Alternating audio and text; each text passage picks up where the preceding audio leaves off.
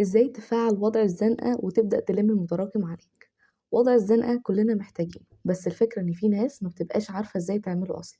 ففي الفيديو ده هقول لكم كذا خطوة تظبطوا بيها اعدادات وضع الزنقة، وكام نصيحة كده عشان ما تخرجوش منه الا وانتم مخلصين اللي وراكم او تكونوا خلصتوا ثانوية عامة كلها. سلام عليكم. بصوا، اول حاجة خالص هنجهز السنة، اكيد يعني عشان عليا قديم وجديد، سواء كنت براجع او متراكم عليا. حلو تمام. طب مش انا لازم اجهز خطة ولا اعمل كده عشوائي وابقى حملت نفسي لود على الفاضي؟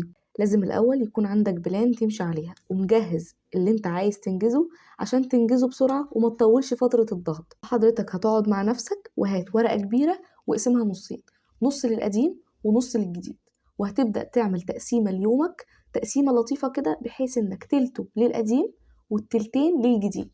والنسبة دي مش شرط ثابتة، يعني هي تتغير حسب الضغوطات بتاعة اليوم، بس اهم حاجه ما يعديش عليك اليوم الا وانت مخلص جديد ومراجع قديم. هتتغير بقى قلت لكم حسب ضغوطات اليوم وعلى حسب انت حاطط ايه. يعني مثلا انا ممكن اكون حاطط باب واقع قديم خالص وعندي جديد صغير حاجه بسيطه كده، فالاولويه للقديم النهارده وهكذا. وهسيب لكم خطه المراجعه في الديسكريبشن لو حد لسه ما خدهاش، هتسهل عليكم الموضوع. تاني حاجه بقى بعد ما جهزنا نفسنا خالص، واللي انا عارفه انكم كلكم غرقانين فيه، السوشيال ميديا. والله مش هتفيدكم بحاجه. يعني انا اسيب مذاكرتي ومستقبلي واقعد اسكرول وخلاص واتفرج واشوف ميمز؟ حرام والله، وهتتحاسبوا على ده. اتقوا ربنا في اهليكوا اللي تعبانين طول السنين دي عشان يوفروا لكم كتاب او مذكره، واديكوا شايفين الدنيا عامله ازاي. ارجوكوا الفتره دي مش عايزه ولا سوشيال ميديا ولا اي حاجه خالص، على الاقل لحد ما تخلص اللي وراك. ادي التليفون لحد من اهلك، او لو بتذاكر عليه امسح اي حاجه، امسح الفيس، امسح الواتس، اي حاجه بتشغل. ولو مش هينفع تمسح، نزل التطبيق من على جوجل بلاي اللي بيقفل النت عن السوشيال ميديا، واخد بصه مثلا مره في الاسبوع ولا حاجه. انما بالمنظر اللي انتوا بتحكوا لي عليه 4 و5 ساعات في اليوم او حتى ساعتين، يعني انت اولى يا باشا بيهم. تالت حاجه بقى، اقفل حنفيه تسريب الوقت. شوف ايه اللي بيضيع وقتك والغيه. وحكايه ان صحابي اصل هما بيستنوني بعد الدرس وبعدين بنقعد نتكلم بالنص ساعه وبعدين بقى اليوم بيضيع وبنروح هلكانين ومش بنذاكر. وقلتها لكم قبل كده، الشلل والرغي والكلام الفاضي ده مش مقبول تماما ومش وقته خالص. مش هي دي السنة اللي تعملوا فيها كده يا شباب. محدش هينفعك، وهتلاقوا وهتشوفوا بعينكم ان دحيحة الدفعة مجرد ما الدرس بيخلص بيختفوا، حرفيا بيختفوا. خلصوا دروسكم من هنا وطيران على الدرس اللي بعده او على البيت. ولو في فرق انت اولى بيه، تراجع، تسمع حاجة، تقرا حتى الدرس اللي انت لسه خارج منه، ده هيسهل عليك. وبدل ما ياخد 4 5 ساعات مذاكرة في البيت ممكن ياخد ساعتين بس. خلاصة انت اولى بكل دقيقة. وعلى فكرة انا مش بأفور، ده كل اللي انا كنت بعمله ودحيحة الدفعة عندنا كانوا بيعملوه، فكنا بنحسبها بالدقيقة. اما حضرتك بقى ترجع، هتدخل اوضتك، تغير هدومك، تتوضى وتصلي وتاكل لقمة وتقعد على كتابك، لا اكتر ولا اقل. انما بقى هتقعد تحكي مغامراتك في اليوم، عملت ايه، اصله حصل كذا، اصله حصل كذا، وقد ايه انا تعبان ومرهق. على فكرة انتوا نص مليون واغلبكم تعبان ومرهق، مش انت لوحدك. والشكوى الغير لا مذله، وهتضيع وقتك وخلاص. بلاش تضيع وقتك وتقعد تشتكي وخلاص. اقعد ذاكر واستعين بالله. وقت ما تلاقي نفسك فاضي كده، شوف حد بيسمع لك واقعد اتكلم معاه، يعني من باب الفضفضه لا اكتر ولا اقل.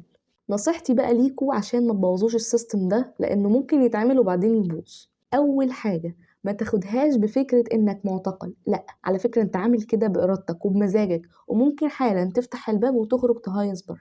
بس الفكرة انك قدامك هدف وعاوز توصله، ومش هتقبل بأقل من كده.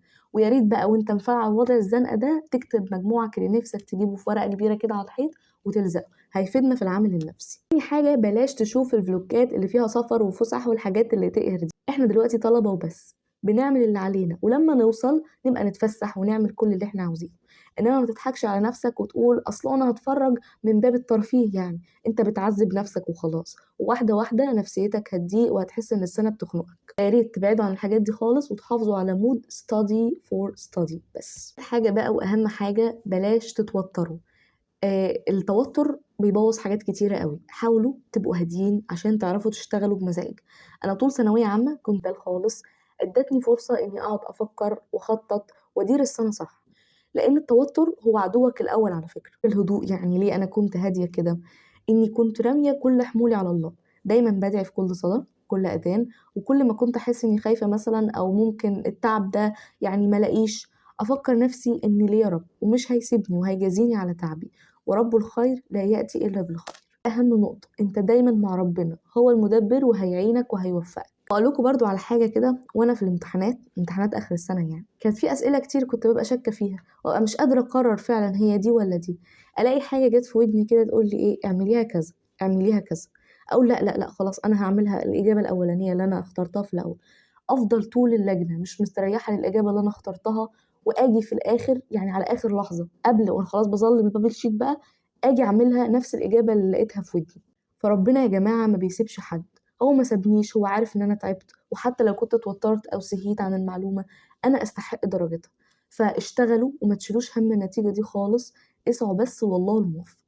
ربنا يوفقكم جميعًا، وعاوزة أشوف بقى نتيجة وضع الزنقة اللي هتعملوه.